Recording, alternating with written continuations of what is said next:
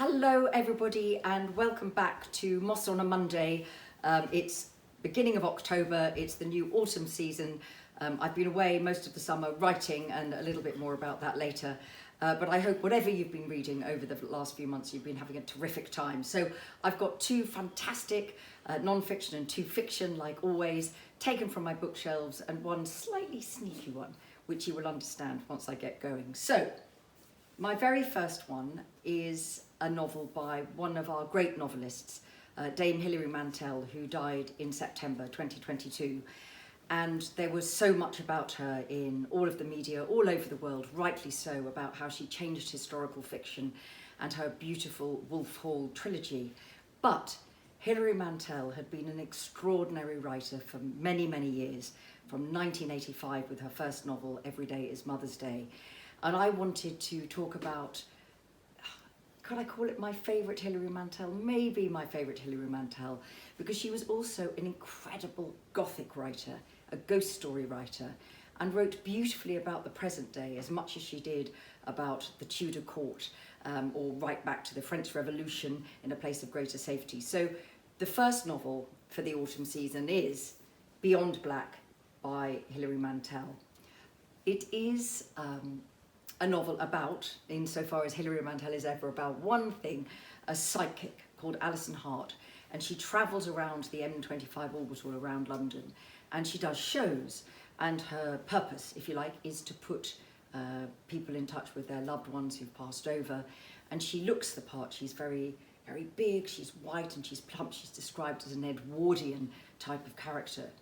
But behind this smiling exterior, if you like, is someone who is genuinely in fear of what the past holds, the ghosts that are there in her present, and if you like, that liminal space between what we can see and what we fear.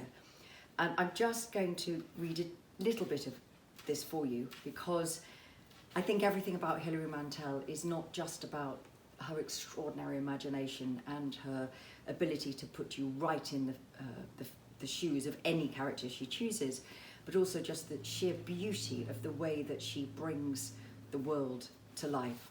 So this is just from the very beginning of Beyond Black. Travelling. The dank, oily days after Christmas. The motorway, its wastes looping London. The margin scrub grass flaring orange in the lights, and the leaves of the poisoned shrubs striped yellow-green like a cantaloupe melon. 4 o'clock. Light sinking over the orbital road, tea time in Enfield, night falling on Potter's Bar. There are nights when you don't want to do it, but you have to do it anyway. Nights when you look down from the stage and see closed, stupid faces. Messages from the dead arrive at random. You don't want them and you can't send them back. The dead won't be coaxed and they won't be coerced. But the public has paid its money and it wants results. So the thing that moved me about the novel when I first read it back in 2005, and moves me still rereading it in the wake of Dame Hilary's sad death last month, is that it is very, very dark, it is very, very funny in places, but it also plays to that sense, I think, that everybody has inside them of course you don't believe in mediums, you don't believe in ghosts, you don't believe in all of these supernatural things, but yet, that moment when the lights go down, or you think you see out of the corner of your eye someone who passed over 10 years ago, 20 years ago, a ghost, and she captures that. It's a beautiful novel, and I think it should be one of the best known of her novel, and you can of course see this wonderful illustration on the front which says everything, which is, well, I mean, this looks like the Marseille Tarot. There is obviously not a woman with a hoover in the actual Marseille Tarot, but of course everything about this is about the ancient and the modern, superstition and science. It's a wonderful novel, and it's published by HarperCollins, Beyond Black, Hilary Mantel.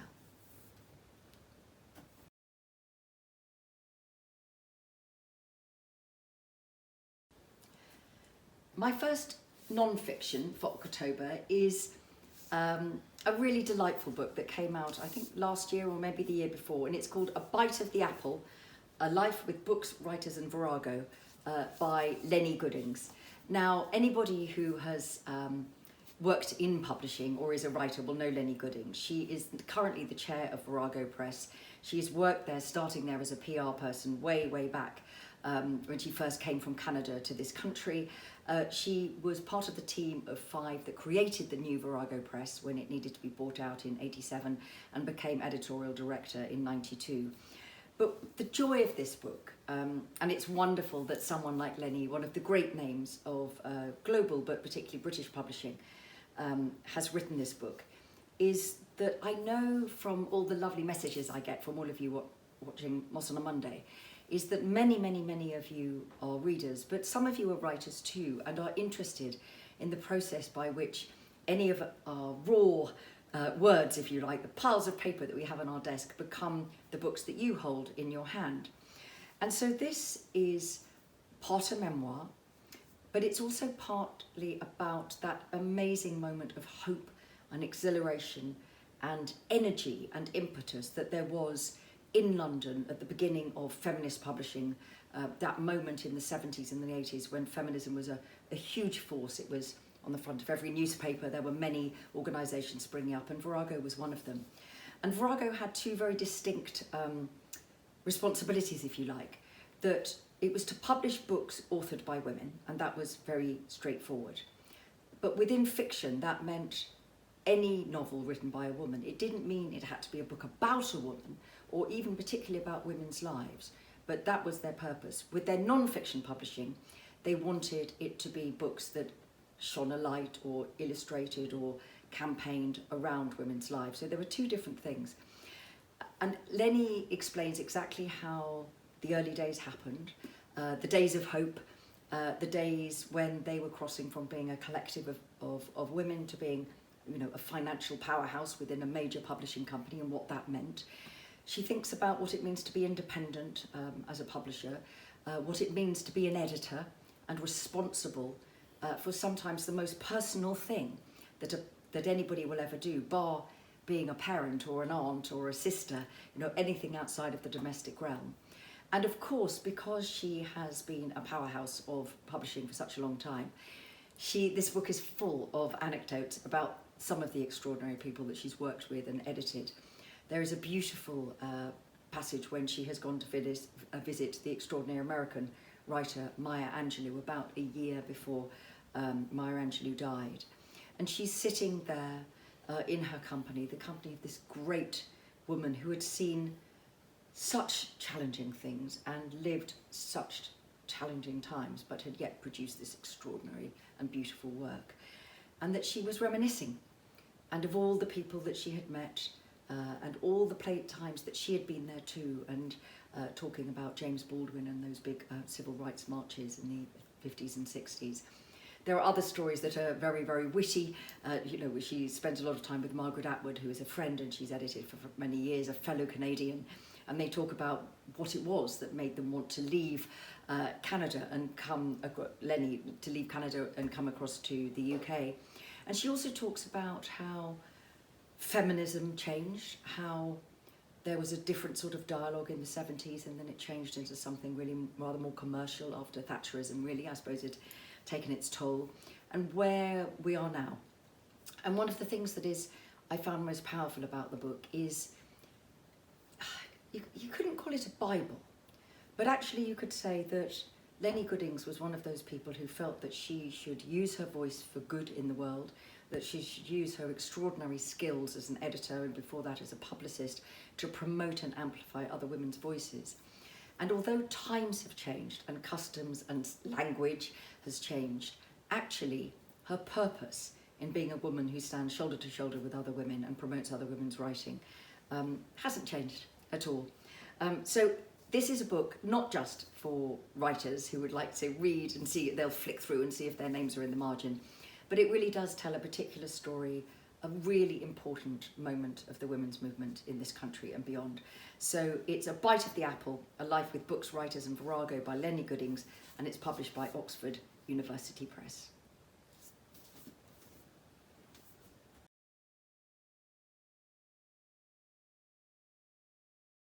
Now, my next novel is a fantastic detective story thriller. It's by a writer that I have only just come across. I was introduced to him by my husband, the writer Greg Mosse. And this is an author called Imran Mahmood. And this particular novel is called All I Said Was True. And you can see this here. Now, you all know, everybody who's been following Mosse on a Monday knows how much I like a detective story and a thriller. But I do like stories that take me by surprise. And this really did take me by surprise because it had what we call a time slip element. And what I mean by that is that there are two distinct time periods within the book. One of them is the suspect, Layla, who is accused of murder in the interview room. And that's happening live with the detectives asking her questions and trying to establish whether she was or wasn't responsible for the death of a young woman called Amy, who's been found on a roof, as it were. The other are these glimpses only back to those moments, and the idea of nobody can quite remember what happened, even to themselves. What I think is so powerful is that Mahmood himself is a practicing barrister. And so there is this real sense of he knows the law inside out, and Layla, who has been accused, is a lawyer. So she is kind of playing the police at their own game. And he's been very successful. You know, another one of his novels, You Don't Know Me, was made into a series on Netflix. But the thing that makes this stand out is that when I was reading it, I didn't quite know where it was going to go. And I love that when you start reading a thriller, that, you know, it starts in a particular place, and in this one it starts in the police station and the questions are being asked. And we realise that we are in the presence of something quite serious, so this isn't, you know, a little bit of somebody had nicked your car. This is something very serious. And the only thing that we really know is that this young woman's been found dead, and the one phrase that Layla, the suspect, says is, "Find Michael. Michael will be able to tell you everything." And of course, we don't know who Michael is. We don't know if he's a goodie or a baddie or what has been happening. So it goes backwards and forwards between the recent past and the absolute present. There's also a very clever sense of science and the uses and misuses of science and industrial espionage, and also, if you like, the idea that there might be something worse than being accused of murder. And that is, I think, a terrifying thought. You know, in 19th century Victorian literature, the kind of switch was always the idea that you would be in a mental asylum and then they would mistake you for one of the patients. And there is an element of that, I think, in this. It's like you're not entirely sure where you stand. Can you trust the narrator? Is Layla on our side, if you like? Is she our narrator, or is she actually somebody that we should be aware of? And when she says there is no relationship between her and Amy, the murder victim, do we believe her? So at the moment, you know, at the top of the book, you can see it's got this wonderful, you know, that they love straplines, publishers. Accused, arrested, innocent. But underneath, the beating heart of it is, what if you are innocent of the crime you've been accused of, but there's nothing that you can say to prove that won't put you in more danger than you're already in? So it's a fantastic thriller. You know, it comes highly recommended. So it's Imran Mahmood, All I Said Was True, and it's published by Raven Books, which is part of Bloomsbury. You really won't regret it.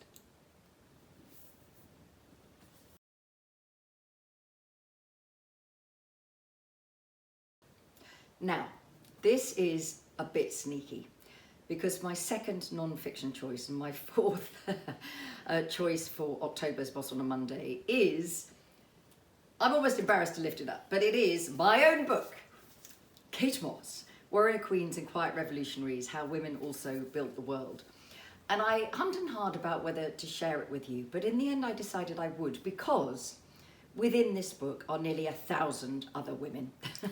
So although it's a book that I've written, the stories in the book are not mine. They are of extraordinary women from almost every period of history, from almost every corner of the world. And it's the reason that I needed to take a few months off in the summer, because I was needing to proofread and double check and go through all the dates. So I'm just going to tell you a little bit about it, because it's a book that means an enormous amount to me. During the lockdown of 2021, the third lockdown, which in the UK was, for many of us, I think the darkest one, because it felt hopeless, and it also felt with the level of woeful political leadership and the completely craven lack of care and sense of public responsibility that we were seeing from our political leadership, I think had made many of us, me included, feel very despairing about the state of things. And so I was publishing a novel, but I wanted to do something positive. I didn't just want to sit and feel, gloomy in the cold, wet January of that year. So I simply asked a few friends, writer friends, to name one woman in history they thought should be better known or they would like to celebrate. That was all. So several people joined in. So Lee Child suggested all the women of the Special Operations Executive during the Second World War. Anthony Horowitz suggested the extraordinary Greek military admiral, the only woman who was ever an admiral in the Russian army, called Laskarina Bubulina. Bettany Hughes, the historian, suggested Theodora of Byzantium. Professor Kate Williams suggested the Japanese woman who was seen as the author of the first novel, Murasaki Shikabu. And the list went on and on. Claire Balding suggested Lily Parr, the great British footballer who is the only woman footballer in the UK to have a statue to her. And it was joyous because people were just simply saying names of people they admired. And then I thought, well, I know what, I'll put it on social media. So I just put out a tweet and on Instagram saying the same thing. A woman you admire or you think should be better known. And within days, I was absolutely inundated with tweets and messages from all over the world. So a young woman in China suggesting the Chinese poet Ding Ling, a woman in Russia talking about Anna Akhmatova, people all over the world telling me some people I had heard of, but many, many, many I hadn't. And what gave me great hope was the idea that although we live in divisive times, this is actively what politicians are doing in many parts of the world, driving a wedge between people. What this showed me was that most people just want to celebrate people who've done wonderful things and they want to cheer and raise a glass. So I thought, I am enjoying spending spending my time in the company of such incredible women. So maybe I'll write a book about it.